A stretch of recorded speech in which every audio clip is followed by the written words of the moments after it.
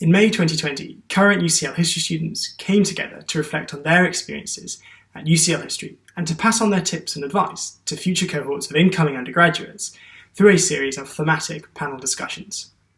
The idea underpinning the project is for current students to help future cohorts to transition smoothly into life in our department and to create a stronger sense of community within the department.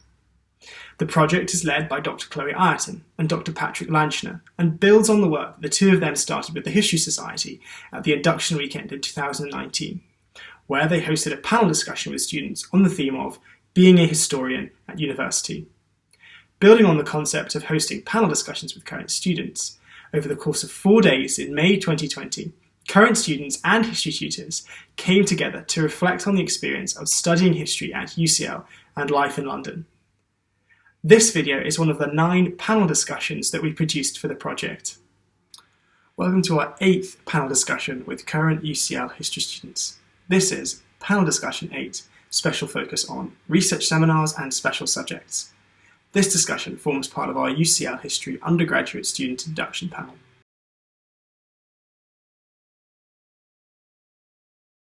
Hi, my name is Jay Burrows. I'm a third year history student here at UCL and I'm co-convener of this project alongside Chloe. My particular research interests are situated in gender history in modern Germany, particularly sexual violence in the Holocaust. I will be pursuing these interests further as of October at the University of Oxford, where I'll be doing a Masters in Modern European History. And I'm also the current UCL History Society President. Hello, my name's Manisha Thind. I've just finished my 3rd year. However, I did a year abroad at UPenn, so I have 1 more year left. My history focus is around decolonisation, nationalism and civil rights movements. That said, I do a bit of everything. When I finish my degree, I either want to go into politics or management of some sort. However, I am still exploring my options. Hi, I'm George. I'm a 3rd year undergraduate, which means I'll be graduating this summer. I'm interested in modern political and cultural history across a variety of countries. In my time at UCL, I've particularly studied Latin America and Europe and the relationship between those countries, as well as a bit on modern film in the United States. So really a whole range of different topics.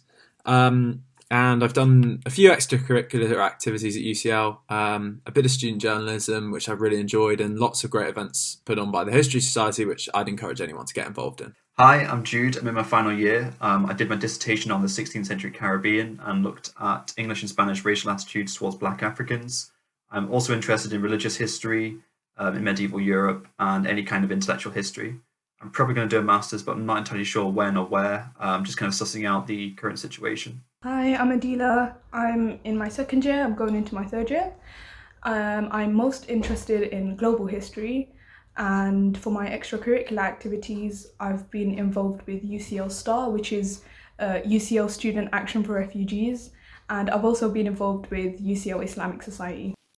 Hi, my name's Sinead Owen. I'm a 3rd year undergraduate history student at UCL, and I've been fortunate enough to study a really diverse range of modules, but my specific areas of interest are the history of crime and punishment in 20th century America, as well as American history in Hollywood film.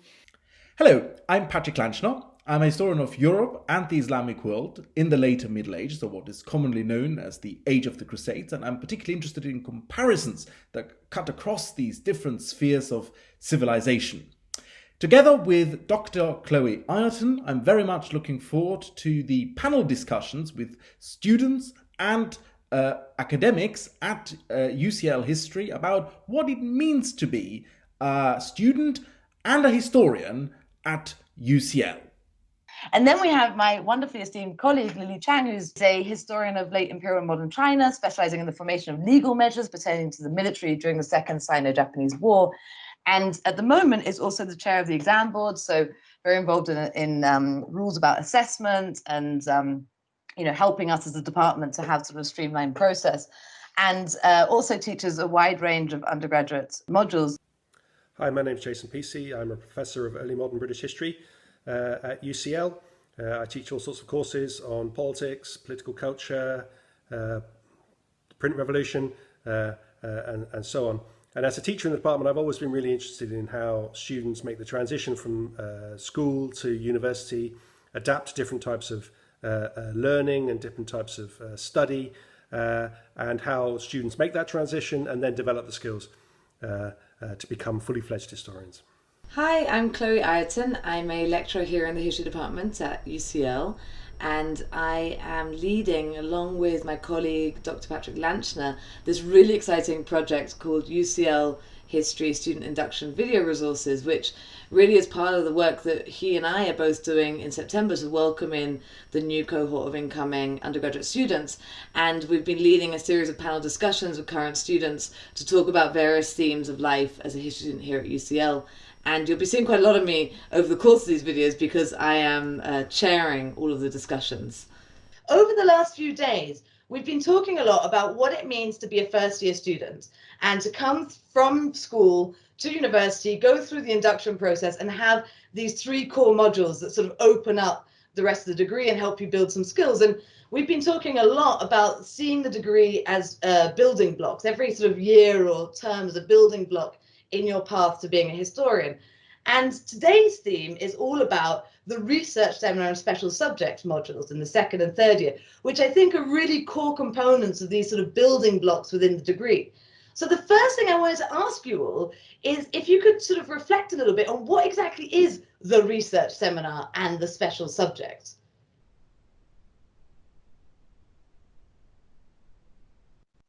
I guess I'll start since I'm in my 2nd year. I did the 2nd year research seminar, which is basically an extended piece of writing based on research that you've done on the topic that you've chosen. So this year I did it with Chloe on Black Atlantics in the Global South.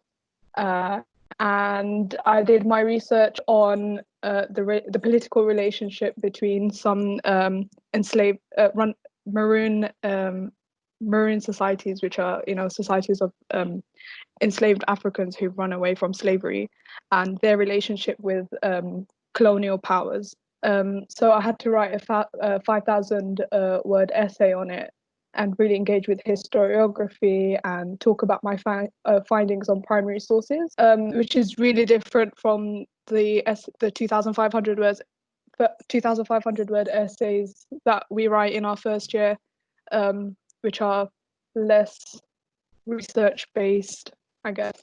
So yeah, that's the research seminar in a nutshell. Yeah, I just wanted to add on from that. I think the key why the research seminar is such a milestone in the undergraduate degree is because it's the first time that as history students we're kind of putting our own research out there. It's like the first time we've had a proper voice in a discussion, and we've gone to the archives and we've got primary sources to really insert ourselves into historiography, or maybe bring to light something that hasn't been touched on as much as we think it should be. So yeah, I think that's why the research seminar is such a vital part that then builds on to your dissertation and helps prepare you for it.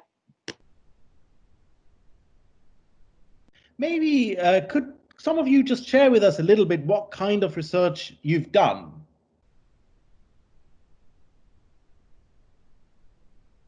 So I did deinstitutionalization in America, so in the US, for my research seminar. So I looked at mainly the 1980s and when mental asylums and psychiatric hospitals started to, break down and they started to get rid of them, and how people with mental illnesses ended up going into the prison system instead. And that's one of the reasons why there's such a mass population of, there's just such a wide range of people in the prison systems in America, and why it's so overcrowded. What about George? You and I have been thinking about this.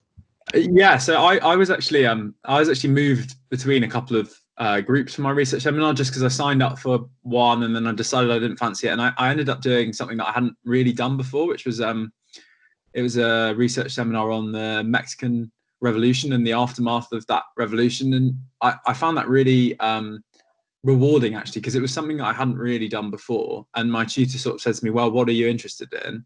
And sort of maybe just clutching at straws, I said I was interested in football, and that kind of led to writing a a 5,000 word essay about how the Olympics and the World Cup in Mexico in 1968 and 1970 helped to kind of create a specific image of Mexico within the international community. And that was really rewarding for me. And I think it taught me to push myself outside my comfort zone a little bit, because you never know what you might end up studying if you just go beyond the sort of things that you've always thought you're interested in. It's so fascinating to hear about all of these first research projects that you've all been working on, from Adilas to George. They're really so different and varied. And one of the things that's been really striking to me in our conversations over the last few days with all of you is that how much you all felt that the research seminar was a kind of first steps really in learning how to be a historian, and that you sort of gained some skills and ways of doing history that then went on to be formative. And I'm wondering, is that how you would define the research? If we had to define the research seminar, would you define it in that way, as the sort of the kind of baby steps towards being able to do an autonomous piece of work? Jade, I know you and I have been talking about this quite a lot. So yeah, for me, it was probably the first piece of work where I had to really work on like my confidence and being like, because the big part about the research seminar is the idea of putting something original into circulation, and that's a really scary word when you've just finished your first year of study, and you've been engaging with debates and maybe adding a bit of niche here and there, but you haven't actually added anything really original to a debate. And I think that's quite intimidating for a lot of people, but actually it was the first time where I felt like I had my own voice and I could offer something new to like a historical debate.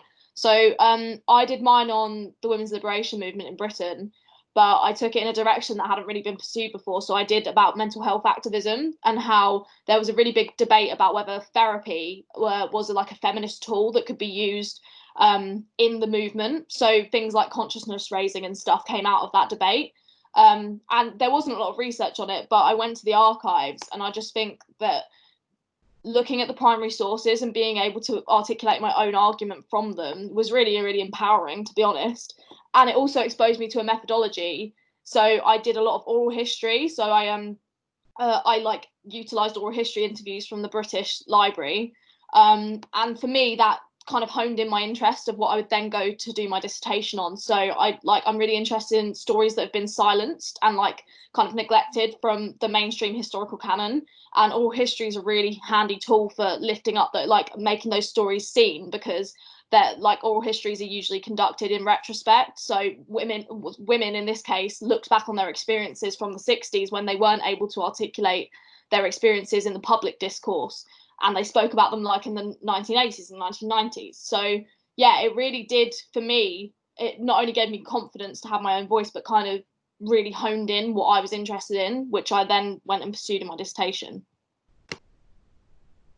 I was thinking about it from quite a practical point of view, the idea about the baby steps getting towards your dissertation, in terms of it's actually a really good kind of admin exercise, because you have to think we've just been writing these smaller 2,500 word essays, and I think you can get yourself in a bit of a like psychological jam thinking that, oh god, the dissertation's 10,000 words. So the advanced research essay provides an opportunity to like take a little step up to 5,000 words, get used to editing a body of work that's bigger than the normal one, and just get better at time managing. And I think sometimes people like leave the smaller ones to more last minute, and then doing that 5,000 word one, you really realize what goes into planning a larger project.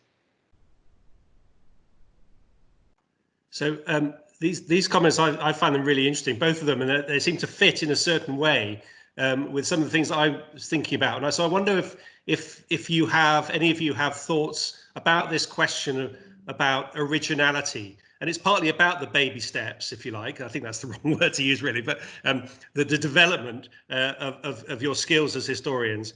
But I found that, in teaching these modules, every year, there are questions and concerns. I pick up on concerns from students about originality. It's got to be original. So there seems to be an understanding that we want originality, but then an anxiety about what constitutes originality. How original does it have to be original? That kind of thing. So I'm interested to know how people kind of experience that or reflect on it, having done the task, what they would now think about that business of originality, which could scare people, right?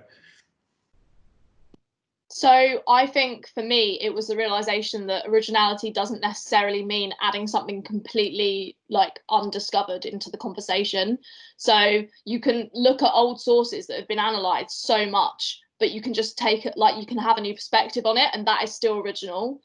So for example, my dissertation, I did it on sexual violence in the Holocaust. So a large body of my work was studying like Nazi persecution and the different types of Nazi persecution, which is obviously a very, very over-researched topic. Like, I mean, not over-researched, but it's researched a lot.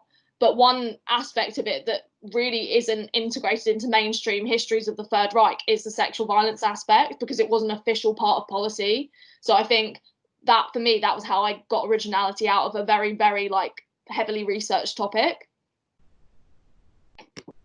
Yeah, just want to echo what Jade said, to be honest. Originality, I think the way we define it is like we've got to find something new, discover something that's completely new, add something to the historiography. But it's not really like that. You're putting your perspective onto something, and that's original on its own. So I think the term originality, it needs to be defined in a different way. I think, especially as a first year coming in, it might throw you off thinking, wow, I've got to be this amazing someone discovering something. It's not really like that. And your tutors really help you along the way. So any concern to have about originality, you can always talk to your tutors about it. Yeah, I really agree about how helpful tutors are. Like, I don't think this idea of originality is something to particularly stress about, because the history department really does actually like help you in that process with its compulsory modules that introduce you to new theories of history that mean you can look at different topics, like you were saying, Jade, about Nazi Germany, like things that have been done with completely different lenses, like social, economic, military, like different styles and theories of history can be applied, and the history department really helps you study those. If I could come in at this point to talk about this from a perspective of someone who is a tutor on special subjects, I often find that the originality that students bring to the topic comes from the fact that they study a whole range of topics that very often people who are professionals in the field don't study. So you have the benefit of really, studying history from Mesopotamia to the 21st century. And as a result, I think you bring questions along to the course that other people like me that have been down a particular rabbit hole for a very long time don't actually realize. So to give you a simple example, I teach a special subject on order and disorder in Mediterranean cities. And there's currently a big debate in history about time and how to think about the measurement and the perception of time, which I've not very much engaged with, I have to say. And this year, a student came out and said, well, how about the time that rebels have in mind when they decide to embark on rebellions? Do they do it in the mornings? Do they do it in the afternoons? Do they do it at nighttime? What are their perceptions? And this came out from work he had done, I think, in something to do with modern day Brazil. So he was able to bring a really interesting perspective to this topic and to open up whole new doors that were also new to me. And I was wondering whether we could briefly hear from my colleagues here who are also teaching special subjects. I mean, how do you feel that special subject or also second year research seminars enrich you intellectually and contribute something to the field that you teach?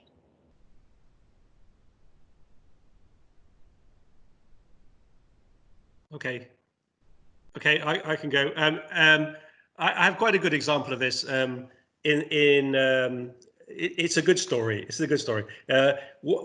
One of my former special subject students developed, as part of his experience on the special subject, an interest in things that he had learned from other courses, and it was all about what he calls the aesthetics of politics.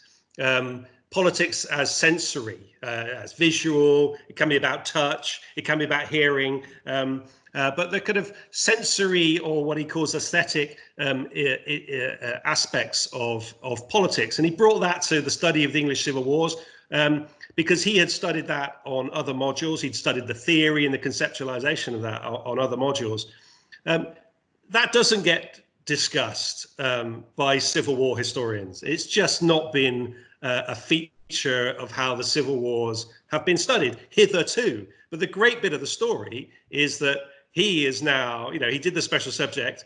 He actually went away to study in Amsterdam, where he filled his head with even more theory. And he came back, and now he's doing a PhD on the aesthetics of politics in the Civil War. And that will actually become, we hope, a groundbreaking PhD, because it will be the first really substantial study that integrates that kind of way of thinking into our field, my field, as it were.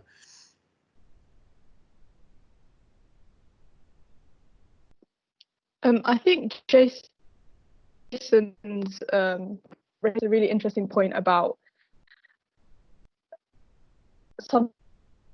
something you really find interesting. In my personal experience, the second year research seminar has been a time where I really engage with my essays. Like, it's not just catching a deadline, or writing 3 points down to get your essays done, like in first year. In the research seminar, you really have time to think about your opinions, put it into place it in a historical debate, and you really learn to love the topic and enjoy it a lot. And Jason's student, I guess, he took it on to you never know where your research seminar topic could take you, or your special subject could take you. So it's a process of finding yourself as a historian and what you really like.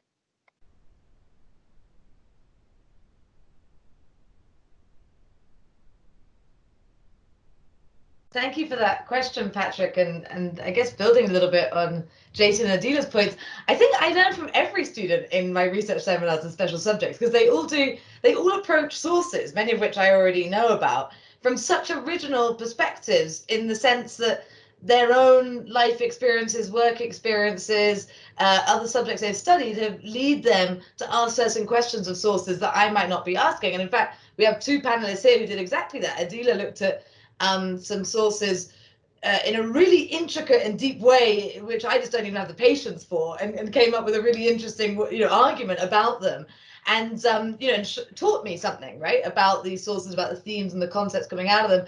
And Jude similarly kind of brought a real sort of entangled history approach, and building on the work he'd done in Jason's course of British history, and sort of taught me things about sources that I think I was the one who actually directed you towards the sources in the first place, because I worked with them a little bit. But in a way, you sort of took them to this whole other level. So I think it's really fascinating, and recognizing that our students bring so much intellectual originality to the way in which they think about the course of the modules that we teach. We develop these modules because we want to firstly teach some skills and teach, sort of help you along the way in becoming historians and autonomous thinkers, and have strong research skills.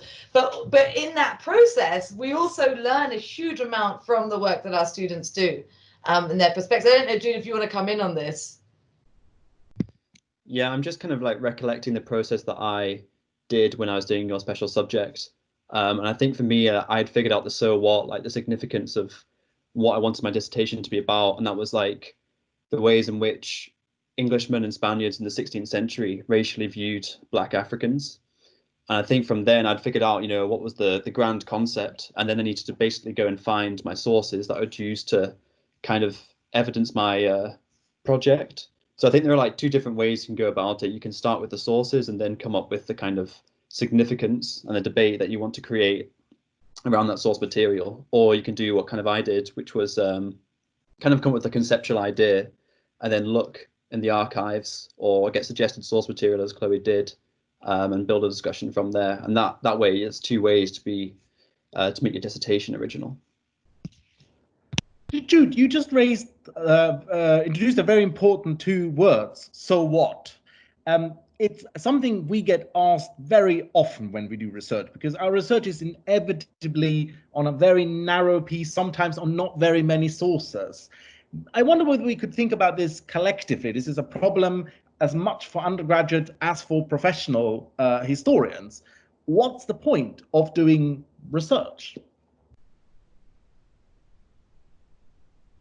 If I may jump in here, I mean, just sort of following on the intellectual journeys of students as well as the intellectual journeys of colleagues and professionals in the field, it's incredibly rewarding when you travel on this journey with students, which is both an academic and intellectual one, but for many of them, a personal one in their final year of university. It is one where you see a tremendous amount of maturity and growth that starts to come through. Having marked 20 dissertations this past month of my students, you see the fingerprints of that growth through it, and they share with you the agonies of writing. I often say to my students, there comes a point in the year where you just will not want to make eye contact with me, and that's okay.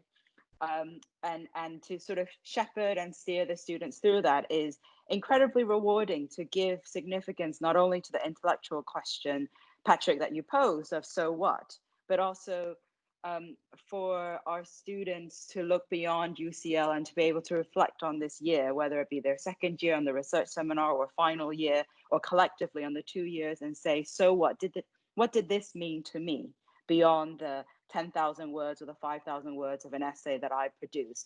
What parts of my life, and how do I measure time? Patrick, your comment about time, how do I think back when perhaps this was when I was writing this essay during COVID? And what does that actually mean when you think about it years later? And I have students who write back to me and say, oh, I thought I'd just tell you that I was watching University Challenge the other day, and I could answer a question about China, and I could have never answered that question before, but I just thought I wanted you to know because I was reminded of university.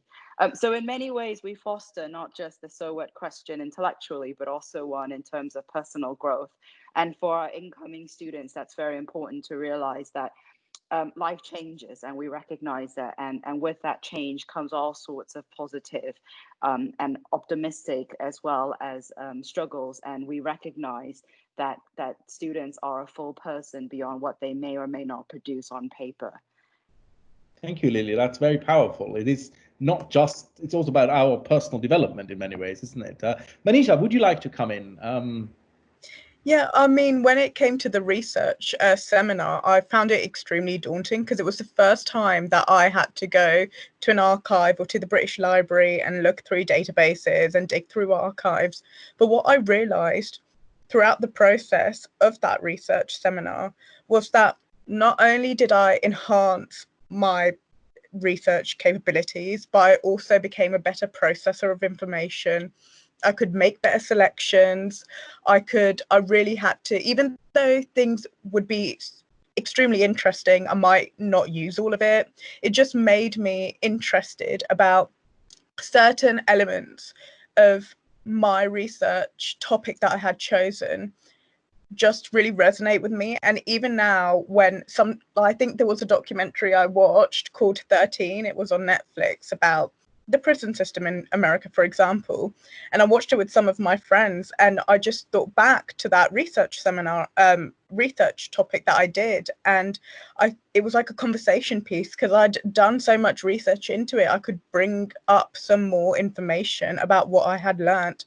So, I mean, even though you might not always bring up like material facts up in later life related to that particular research topic, it also just teaches you so many invaluable transferable skills, and it just makes your writing a lot better. And now when I do my dissertation next year, I'm actually invigorated. Like, I want to go back and research primary sources. I want to go back to the British Library when this whole situation's over, the COVID thing. But yeah, I'm just a lot more excited now. Yeah, I just, on the topic of research being debated because it's like narrowly focused. I think that was a big debate with my dissertation that I had with my supervisor actually. So I said to her, I want to do it about sexual violence in the Holocaust, and she said to me, is that really like, does that not undermine the millions of Jews that died during the Holocaust by focusing on such a narrow type of persecution? And obviously I was like, oh, I didn't think about that. But for me, I think that had been a reason why this research had never been done before, because people thought it was insignificant in the broader like narrative of the Holocaust. And the more research I did on it, the more I realized it's actually very interlinked to the wider systems of persecution that existed during the Holocaust, and it's not completely separate. And just because the Holocaust didn't occur, like it didn't discriminate like along gendered lines, it doesn't mean that different genders weren't affected in different ways. And actually I learned that sexual violence in all of its manifestations they were just an extension of the dehumanization process that the Nazis inflicted on the Jewish population. And I think if I hadn't pursued that research, despite that my tutor bringing up that is that really relevant, does that not undermine like the wider suffering, then I would never have found those links. So I think like, yes, research focuses like can seem a bit narrow, but in most cases you will realize they are linked very, very, very intricately to the wider like mechanisms that occur within that history.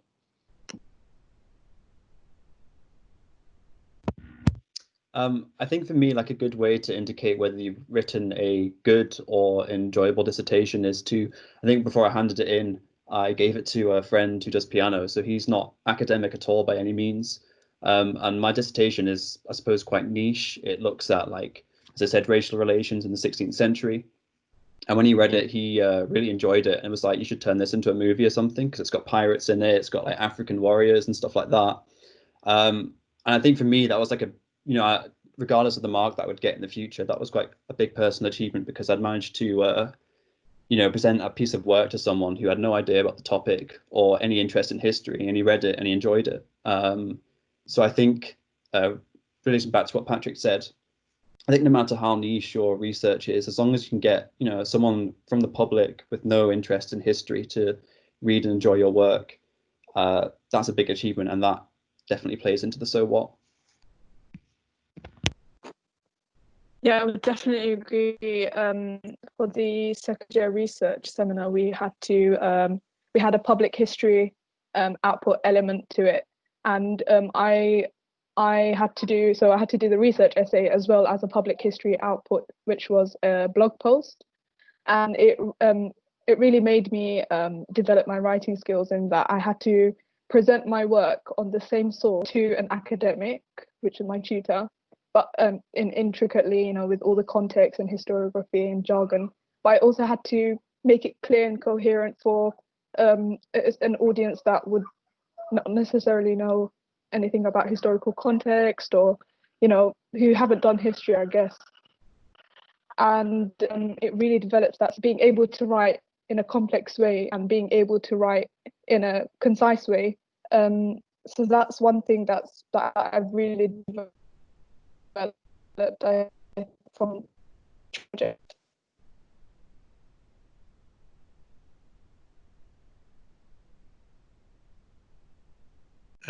I saw Chloe's hand up, but I'm just going to go in. I thought these comments were really interesting, and it brings home very well different dimensions of the so what, it seems to me. The so what is partly about being able to explain what you know to somebody else, right? That is crucial to the so what. But also that ability to connect the particular with the general, to broaden out from something very specific. And it seems to me, I've just written a microhistory, so I think about this a lot. You can work on the smallest possible thing and still make it speak to something bigger. So no matter how niche your thing is, it should be possible to connect it, and that's has to be what we are aiming to do. So it's great to hear those kind of comments, and then also great to hear the comment about excitement. I mean, this should be an exciting process. If it is an exciting process, then we should all go home. and it seems to me that the research element does bring that excitement in a way. I mean, I think, I think students can and should and do get good things out of writing a 2,500 word coursework essay. But I think it should, any enjoyment that comes from that should pale into insignificance compared to the enjoyment that comes out of a research piece, because that's when we know it's things are working well, it seems to me. I think one tip as well when you're writing like a project that's particularly niche is to kind of flag up that you're not able to physically cover the whole spectrum or approach to a particular topic or subject. I think you should just sort of state like, this is the angle that I'm going to go down, but there are like, a million other ways that I could have done this. And that is just a little trick that gets you bonus marks. This is so fascinating. Thank you all so much for your really rich and deep reflections on both the research seminar and the special subject. I noticed that we haven't actually yet defined what the special subject is, so perhaps one of you might just give us a brief overview of that for the benefit of our listeners. But one of the things that we've been talking about over the course of the last few days is this issue of the building blocks, the skills you acquire, historical research skills, thinking skills, writing skills, communication skills. And I think one of the big anxieties that we always have every year is that students get to choose what research seminar they want to do, and they don't always get the choice that they want, right? So sometimes they're put in, for example, my seminar is always the one with half the students didn't want to be there, right? So I have to sort of bring them into the subject. I'm not the most popular of teachers. And so, but one of the things I always try and convey is that it doesn't really matter what research seminar you do, because what you go on to do for your special subject or your decision, whatever your interests are, you will gain skills and ways of thinking and ways of working in the research seminar that or approaches that will hopefully be invaluable to you, whatever historical research you go on to do.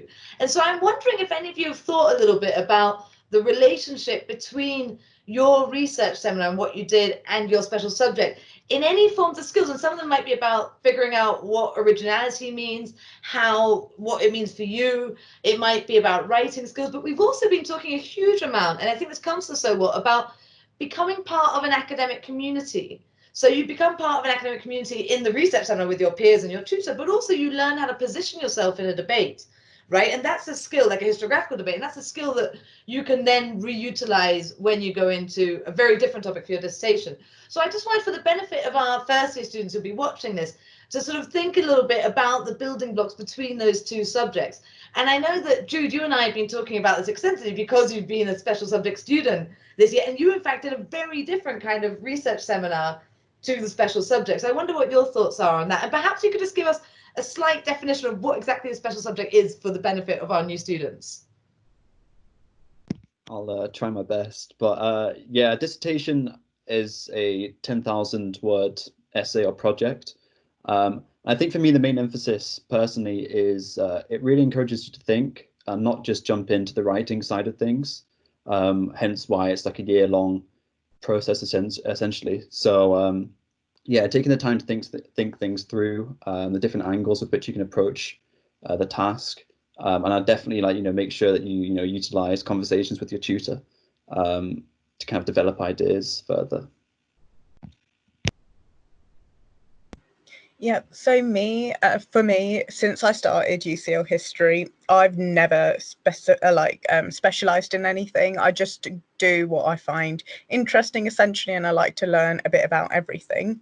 So when it came to picking my special subject / dissertation for next year, I went for South Africa and the fall of apartheid. And the reason I did that was because I knew I did a bit of Indian history, for example, that focused on decolonization and independence movement. I did a bit of that sort of stuff in Latin America too. So I had and I did some foreign aid things in Africa, so history about that. So there was bits and I could take from everything that I'd learned and sort of apply it. So even though they weren't directly related, there was something I could extract from everything to help me with my dissertation.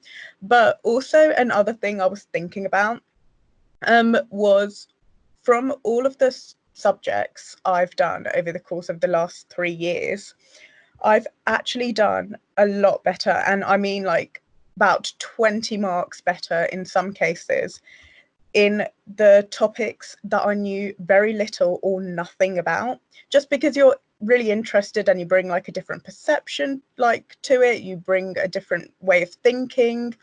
And the ones that I thought would be a safe choice, or I'd already done a little bit at A level, I ended up doing just not that great in, because I think sometimes you feel very comfortable with the concepts and you think you don't need to do as much reading around it.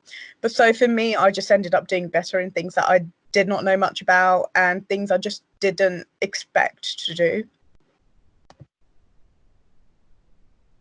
I think the thing I found from the research seminar and the special subject very much was the experience of just writing so much and in a different way. Like it's very much a different essay to how you might approach normally a coursework essay, because you're focusing much more on primary sources and like placing yourself within a historiographical debate, whereas in a typical coursework essay you might just identify the historiographical debate, if that makes sense. And I found that like that was the way in which I found the research seminar a building block, because when I did coursework essays, I was very used to doing a sort of, I had a set amount of reading I wanted to do in my mind, and then writing the essay 1 or 2 days before, checking it, handing it in. And like I found the research seminar invaluable experience in that way, because I couldn't do that in that case. There was no set amount of text to read, and I couldn't write a 5,000 word essay the night before, and it required a bit more preparation. And I kind of took that forward, thinking forward to my dissertation, and just I think it encouraged me to move towards a different kind of work process, where you actually kind of get a little bit away from the sort of classic mark scheme of like, I need to do this, this, this, and this, and you start thinking much more just about how does this work in a wider historical context, and writing a bit more. And then I think as a result, I had both the research seminar and the special subjects, I had a real sense of pride looking back at like how much I'd written. It felt like a sort of piece of work that I could be proud of. Just it felt like something I'd sort of done myself, if that makes sense.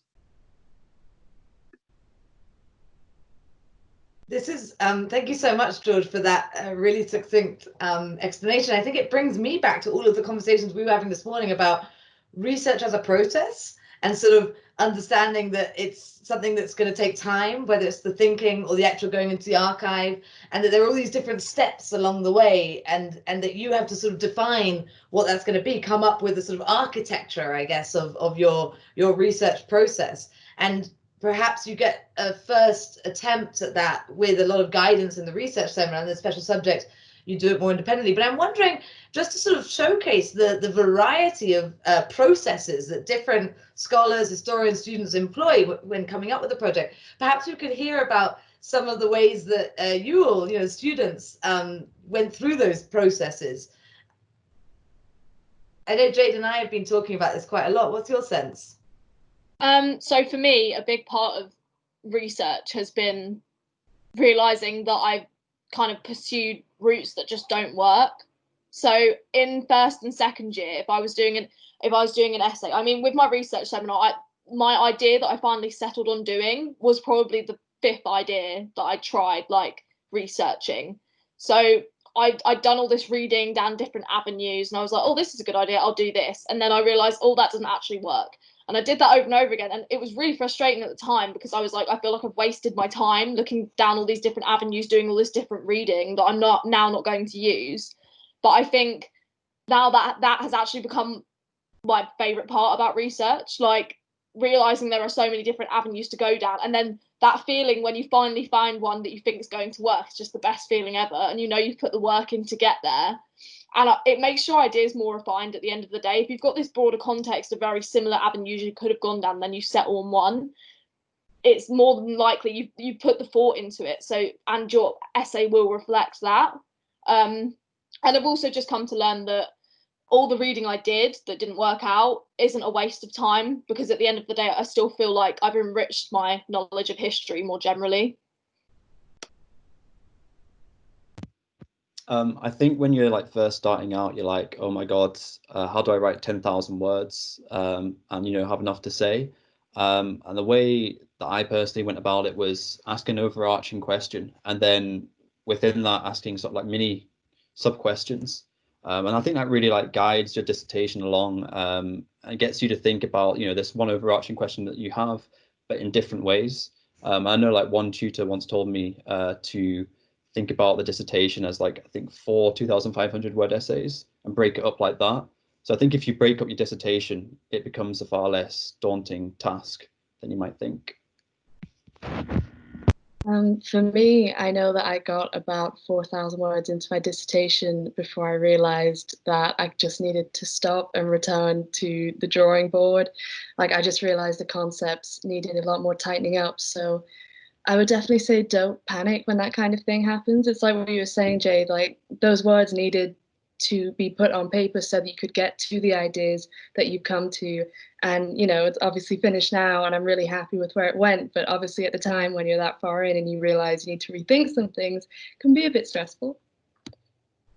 Yeah, thank you for these points. I think you also raise a really important point about the process, I think, which is that it's not always successful at every point. There are many, many difficult moments in research where you feel like it's going nowhere, where you feel like you're not finding what you're supposed to find, where you don't actually see what argument you think you'll end up with in the end. And I think for that reason, it's important also to remember what we've been saying in the earlier part of our conversation, which is there are many good reasons to engage in research, and these reasons should sustain you in those difficult moments. So for everyone who's a first year watching this, please just remember that all of these students are doing fantastic research, even though they didn't always find it easy. It is going to be difficult. And that's, I think Jade said it, that is kind of part of the fun too, up to a certain point at least. That's such a great point, Patrick, and it reminds me a little bit. Obviously we've had such a strange year this year, and so many of our students were displaced, in early March due to the pandemic, and sort of everyone no longer had access to libraries. And I spent a lot of time, as we all did, with our students, sort of trying to help them get their work done. And one of the things that really struck me about it was how different everyone's process is. In my both special subject and research seminar, students say, oh, but I need to have a detailed plan before I can start writing. And others say, oh, I need to have this before I start writing. Everyone has ideas, preconceived ideas about what they need before they can start writing. But everyone is different. Some people do a detailed plan. Some people, like me, do a kind of visual brainstorming, with images and also associated word associations. And it's sort of interesting to see students and accompany them in developing what works for them in their process to go down, make those mistakes or read things that maybe aren't going to be relevant and figure out what the right questions are going to be. And it really struck me because the displacement was so acute in the last few months, how important that is in the research seminar. And I remember having one student who was really struggling because they didn't have a complete plan. And I said, just start writing, just write whatever you want. No one's going to read it. Don't share it with me, but just write everything you know about this topic on a piece of paper. And then little by little, you'll start, refining it into something that makes sense. And in the end, it was a wonderful essay. And, that was just in my response to someone who was a bit frozen at that particular moment. But I think it's really interesting to think about the research seminar as a space where you get to figure out what your process is. I wonder if anyone else has sort of experienced that. So yeah, I'm guilty of getting too in my head about essays and doing way too much reading and not knowing when to stop and start writing. And one of my tutors just said a very similar thing that you said to your student, Chloe, just start writing. And that's my practice now. If I feel like I'm in a bit of a mind block and I don't know where my essay is going, or I get to that point where I'm panicking and I'm like, I don't know when I need to stop reading, I'll just start writing. And more often than not, once I've started articulating my ideas on paper, they come together in my head like a lot better than they do if I'm trying to do a really detailed plan. And sometimes I actually find that if I do a really detailed plan, it kind of constrains my thinking. Like, that's just a personal thing that I find. I try and stick to my plan and try and include everything that I put in my plan. But I think an important point to make is that when you start writing, your ideas might change and develop in ways that you didn't see when you were in the initial planning process. And most of the time that's for the better, because when you start writing, you realize that some ideas don't work as well as you thought they would, and you can't articulate them in the way that you wanted to. So yeah, I think I completely echo that advice. If you are struggling in the research process and you feel like you've done enough but you don't know whether to start writing, just write and see where it goes. Yeah, I think that's a really, really good point. And particularly for the special subject, because like, how can you, something that's a 10,000 word essay with lots of original research doesn't exist on, you know, 2 sides of paper in bullet point form. It's not the same.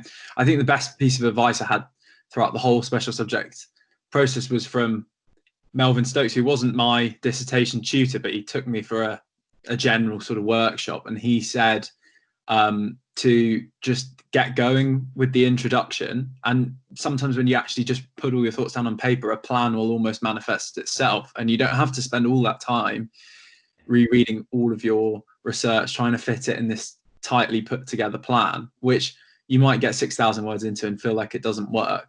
So like, I think, and particularly potentially for students who have come from doing A levels and stuff, although obviously this year's a bit different. Like, I think we actually do have this really good tendency to write stuff that's actually pretty good, and like, you don't want to overthink what you're going to write, and sometimes you should just trust your instincts and get going, and that can be reassuring to you, and it can actually develop your thinking as well. This is all so fascinating, and it's really interesting to hear, you know, everyone's different experiences. Unfortunately, we're gonna have to wrap up very soon because we're running out of time, and I think we could really have, you know, an entire panel on a research seminar on the special subject, because it's so rich, and it's such an important part of all of your degrees, what you've done in both of those subjects. But I wanted to just sort of finish off by asking you whether, you know, obviously one of the reasons why we all do this is that we get really excited about history in our research, right? For a lot of us, it becomes, by the time you're in your third year, a matter of passion and of great importance. It's really very defining in many ways. You know, as you go on, you'll always remember what you did for your undergraduate history dissertation. And so I'm just wondering if you could reflect a little bit on what was the moment that got you really excited about, you know, doing history, the making of history, as we talk about in the first first year's module, core module, and specifically, what do you think you'll take from that into your lives? You know, whether it's about the way you see the world, or the kind of work you might want to do, or how it's just sort of reshaped you as a person. So yeah, just if a few of you might want to talk to us about what's been most exciting, and what was that moment of excitement, and what do you think you'll do with it?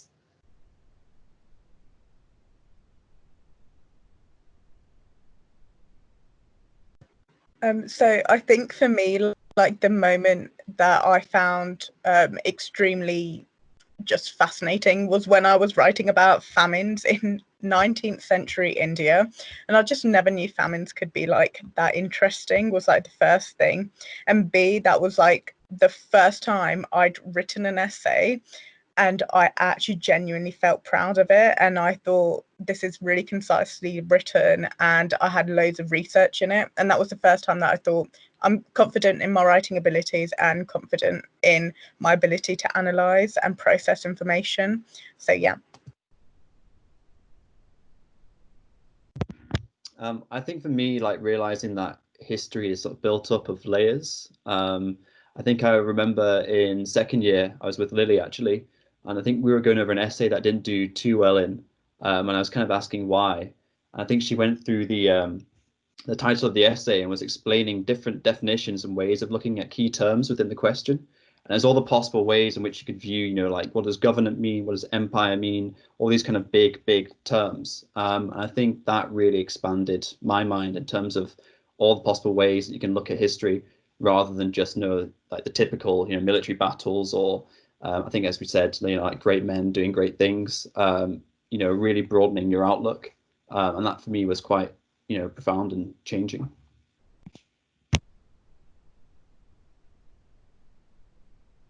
Adila, did you have your hand raised? Yeah, I did, but I was just basically going to echo what Manisha and Jude said anyway. But I think for me it was working with primary sources in detail, and really getting to. So I was working with a primary source of like testimonies of captured enslaved Black Afro-Latinos who were captured by colonial authorities. And you know, there's these big social theories like the social death theory that we've got, you know, juggle with, and you really see the importance of these primary sources and like to this day and age, in terms of race and all the social issues that we have nowadays. So again, like the importance of all of these theories and events happening historically, I think is just something that really made me engage with the subject. Wow, thank you so much. It's so fascinating to hear the different themes and subjects that got you excited about history, the way you really became invested in your projects in fascinating ways. And I think one of the things we talked about a lot in the morning that hasn't really come up this afternoon, but it's just the serendipity of doing history and how sometimes subjects seek you out and trap you, and you become so impassioned by it, and really do shape a lot of what you do and how you look at things. And I think in some ways we've been touching on that, you know, through the various topics that you came across. So thank you all so much for your valuable participations, generosity of spirit, being here and sharing with us all of these wonderful experiences, which I think are going to be so valuable to the next generation of students coming in, but also helping us to create and foster a sense of community within our department and among our peers. And really, it's a gift that you're all giving by being here and reflecting with us. So thank you very much.